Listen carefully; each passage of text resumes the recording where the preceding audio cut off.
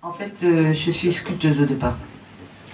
J'ai travaillé le bois, j'ai travaillé la terre, j'ai travaillé le métal, le bronze, l'argent, la pierre, j'ai fait un petit peu les muscles.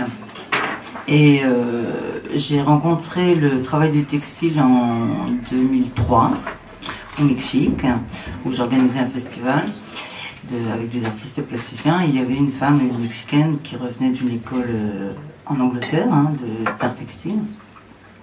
Et c'est là où j'ai découvert ce travail-là. Et à partir du moment où j'ai commencé, j'ai plus jamais arrêté. J'ai rien fait d'autre. J'ai laissé tomber tout le reste. Comme moi, je suis plutôt sculpteur, ce qui m'intéresse, c'est plutôt le travail en volume. Et en fait, il y a beaucoup d'artistes textiles, dits textiles, enfin artistes plasticiens textiles, plus exactement, qui travaillent en sculpture. Ce qui est étonnant chez vous, c'est que les sculptures, elles s'apparentent à des nounours. Oui, des fois. Alors ça, c'est une série que je fais comme ça.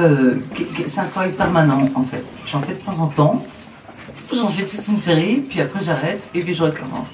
Et j'ai commencé avec ce qui est là-bas, là. J'appelle ça les trophées de l'enfance. Donc il y en avait, celui-là est plus centré sur l'enfance, et il y en avait un autre recouvert de lichen qui était plus centré sur le vieillissement. En fait, l'idée, c'est que à chaque instant, on renaît. C'est-à-dire que je suis moi, dans 3 secondes, je suis toujours la même, mais pas tout à fait la même, parce que j'ai parlé un petit peu avec vous, parce qu'il y a des gens et tout ça, donc j'ai un peu changé. Donc à chaque fois, et à chaque étape de la vie, c'est comme ça, on est toujours en train de se transformer, donc on a toujours un regard un peu différent. On est les mêmes, donc c'est toujours une tête de nounours, il y a une espèce de continuation, mais en même temps, c'est pas la même personne. Donc c'est de ça que parlent ces trophées-là. Parlez-nous un petit peu de vos réalisations, notamment cette superbe femme là, voilà. en guêpière, en porte-jartel, est très suggestive. Oui, elle est carrément. C'est une sculpture tactile en fait. Et je ne vous montrerai pas tout ce secret. C'est le diable et le bon Dieu. Oui, en fait c'était une commande. Parce que dans toutes les tentures, ça a toujours été un travail que je faisais autour d'un vêtement féminin, sans idée préconçue. Et puis en fait, c'était en mettant le vêtement en forme sur le tissu que petit à petit, ça prenait forme et que ça devenait une sorte de personnage qui était plus évoqué.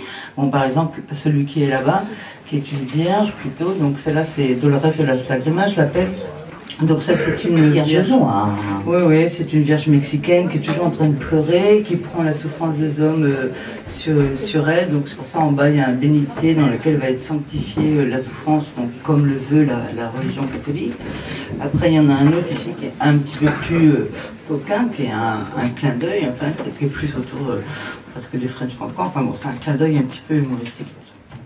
Mais donc souvent, à ce moment-là, maintenant je fais autre chose, mais à ce moment-là je travaillais beaucoup avec les vêtements et les sous-vêtements, en particulier les brassières. Allez pas me demander pourquoi, j'en sais rien, mais bon, j'avais une petite fixation sur les soutiens-gorge.